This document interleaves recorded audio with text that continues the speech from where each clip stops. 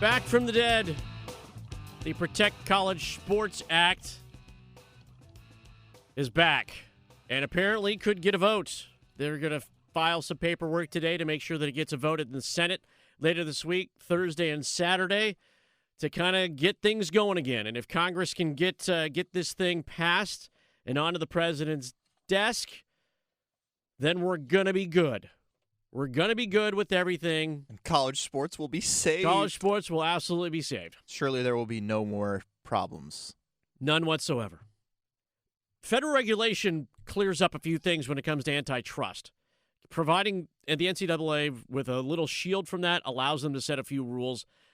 Most importantly, I think, for athletes, would allow the one-time transfer with immediate eligibility, which, if you've been following college sports for the past several years, you notice that your favorite player or your kid's favorite player or even maybe your son or daughter has had the opportunity to just jump ship to wherever they could get the most money.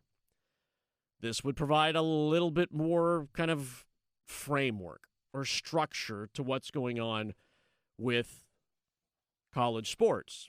The Protect College Sports Act would still allow the major conferences, the power conferences, to expand up to 19 members, which is why now the SEC and the Big Ten are now aboard this thing. They could go up to 19. Again, it's not going to like, oh my goodness, they're going to be able to expand, but I think everybody's looking down the road at the year 2031, 2032, when television rights come up and they can start talking about moving teams. Expect teams to move here in about 4 years if this thing goes through.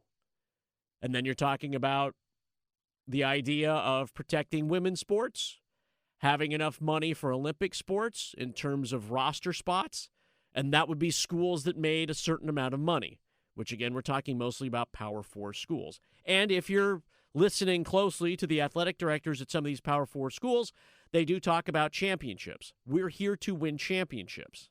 They get it. It's why they recruit really well. Greg Byrne at Alabama is one of those guys. Whether you love Alabama, whether you hate Alabama, whatever it is, and hate's a strong word. I'm not a big fan of the word hate. Whether you dislike Alabama, Greg Byrne's on the record saying we compete for championships. We're just not out here to participate. We want to win everything. Every athletic director should say that. Every one of them should. But to do those, they have to put some money there. They have to put some money behind it. Now, whether or not they're able to do so this retention pool stuff, that would be, again, you're talking about a different salary cap of $40 million across all sports.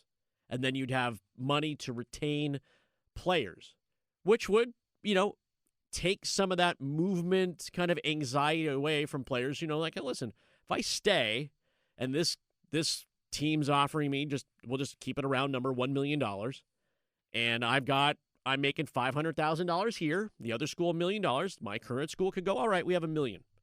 Well, let's put it in paper, let's put it in writing, and you stay.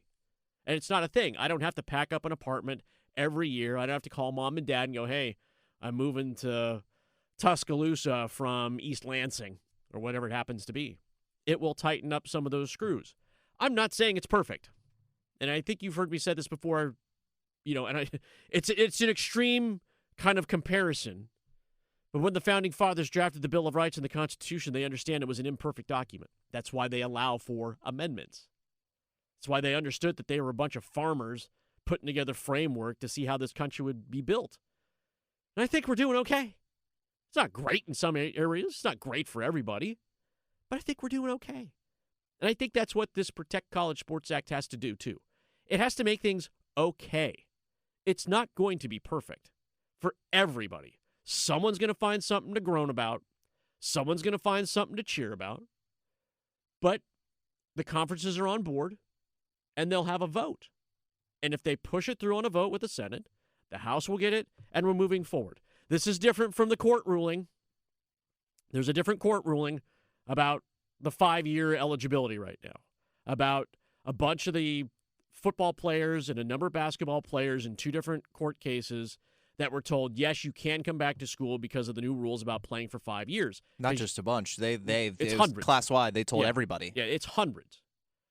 And then they kind of cleared it up by saying, well, if you signed a professional contract, you cannot come back. Like you have exhausted what Yeah. you're going to do. And they're not allowed to open up additional roster spots or anything like that.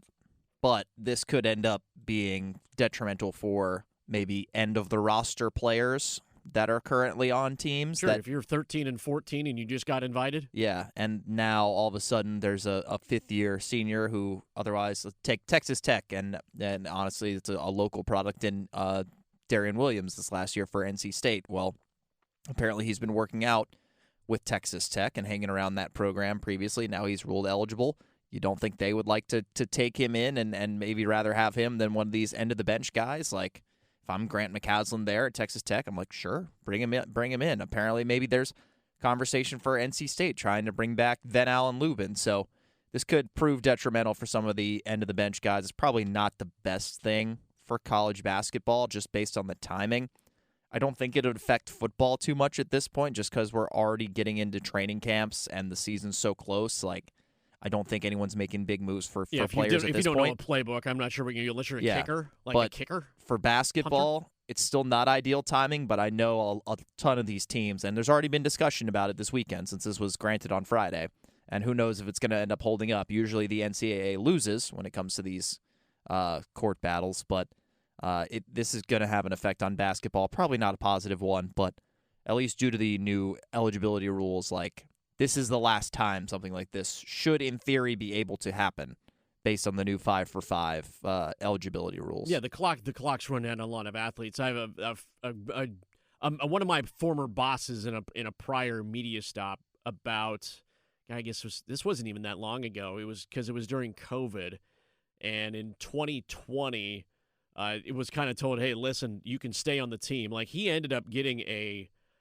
master's degree and ended up playing 2 extra years. He was a baseball player. Ended up playing 2 extra years at a Cal Poly school out there. He was a pitcher, which, again, good pitching is hard to find. He ended up staying an extra 2 years because of the eligibility ruling and the COVID year that he didn't have to take. He ended up staying, and they were like, well, we don't really have a scholarship for you, but you can do this, and then you could come back because of how the transfer rules are working, and it was just this mess. And, like, at a certain point, there were too many players on the roster. They had so many kids that were eligible because of the COVID year rule and the redshirt rule that they were pretty much unable to bring in, like, freshmen. They had no room for them. Like, you can't carry 50 kids at one of these schools because just tuition's just, I mean, it's California. Like, you're just paying a truckload of tuition as it is. They just had, pitching staff of like 26 guys at a certain point. Now, it all just matriculated out, but the point that I'm trying to get at is, like, and Max made it much more succinctly than I did. There are only so many roster spots to go around. I mean, I guess you could sit on a bench and walk on. Like, there's nothing that restricts that if you're not taking any money. But there are caps that come along with salary caps, and you can't be paid. And I'm like, okay, so if I'm going to school, it's still coming out of my own pocket, but I'm still going to practices, but I can't go on trips. And I'm like, okay, I don't know what that is. That's pretty much just a practice player at that point. We'll see if this moves through. If this moves through, again, it's not going to be perfect. Nothing will be perfect. But if they get it moved and the president signs off on it, then at least there's some guidelines and a little bit of framework in an area where we just didn't have any framework.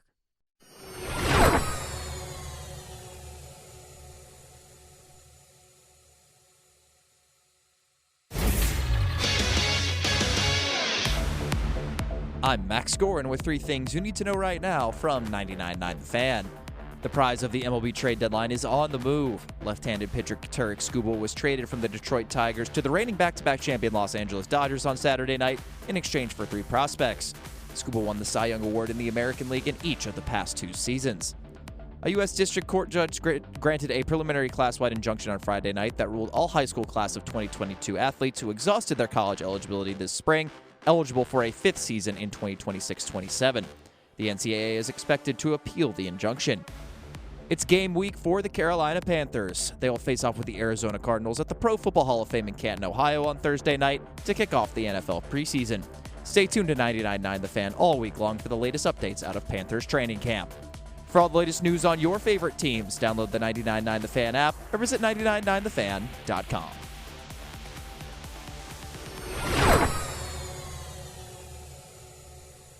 My favorite part of sports, the unwritten rule. Like, Radko Gudas, who I love to death, who clipped Austin Matthews and got him hurt, ends up showing up at checks into a hockey game and basically just gets the stuff beat out of him because he paid the price for violating an unwritten rule, and he did not throw punches to fight back. He just took it. One of those hockey things, right? You don't shoot pucks after the buzzer sounds in the period. That's like a safety thing, but hey, you don't do that, right? You don't do that. You don't do certain things. In baseball, during yesterday's game between the Arizona Diamondbacks and Cleveland Guardians, there was a perfect game being thrown into the sixth inning. Gavin Williams. And with into the sixth inning, Diamondbacks center fielder Tim Tawa tried to get his team's first hit with a bunt as he tried to break up a perfect game. Cleveland was not happy about that. It was raining. Benches cleared. Now, the guy ended up hitting a single up the middle, and it kind of went, whatever it is. And then it turned into another kind of like rehashing, hey, why did you do that? Why are you trying to do that? And this is baseball's dilemma. Baseball's dilemma to explain the unwritten rules to new fans. That you're not supposed to bunt as a batter to get on base when another pitcher is going for a perfect game. Now a perfect game has been broken up a couple of other times. Kurt Schilling lost one. And Justin Verlander also. Like, we're talking guys that Verlander, who's going to retire at the end of the season, going to be a Hall of Famer. Kurt Schilling, a dominating pitcher. He's got World Series, bloody sock, right? For those of you old heads who remember that, the bloody sock when he pitched for the Boston Red Sox in the World Series back in the 2012? I can't remember. 2008? 2009? Old heads. Again. Who's World Series? Boston Red Sox. Did they won? Schilling? He pitched with the bloody sock, right? That was 2004. Okay, so 2004. 2004 ALCS. Thank you for that. Again, stuff that sticks in the back of my head that I kind of have to lose because I'm absorbing new sports things. But is this allowed? Like, should this be allowed? Because what is the whole job of a player that is at bat? Is to get on base. So are you just supposed to let it happen and swing away, even though I might be batting like 210 or whatever it is? I'm just trying to get on base. It's the sixth inning. Yeah, I don't think you can be mad about that. And also, didn't the bunt didn't even go fair, right? Wasn't it foul? It ended up being foul. Imagine being upset about that. I feel like that's like some of the unwritten rule stuff I think is valid. That I don't think you have a leg to stand on, really. And honestly, if you're trying to bunt and get a hit and trying to get a runner on base, like, it's not like it was the bottom of the ninth and 2 outs and you're down like 6-0 or something like that. A movie script, correct? Yeah, it's the sixth. It's the sixth inning. I get it, but shouldn't you still be able to allow to bunt? Like, yes. I'm not supposed to steal when I'm up 5 runs. I'm not supposed to steal. What if that? See, this is the weird part about unwritten rules. Is because sometimes there's always something that goes along with the end of it. That's true. I don't know. Like, I guess you're still entitled to be able to bunt in that other scenario I set up where, it is the ninth inning and you're, 2 outs. But it's like, who was it? It was Max Scherzer, I think. They were playing the Pirates. I think it was one of his, he might have had multiple. I don't remember if he had one or multiple. He had a 20 strikeout game, and he had a perfect game going. And the guy kind of leaned into the pitch. I don't remember who it was on the Pirates, and broke up his perfect game. That was in the ninth inning, and that guy caught a lot of grief for it online, I remember. And I think Max Scherzer ended up with a no-hitter in that game, but like that is way worse, I think, than trying to bunt for a hit in the sixth inning of a game. Especially like if you look at the Red Sox, who are red hot right now on absolute fire. I think they're like 23-3 in their last 26 games.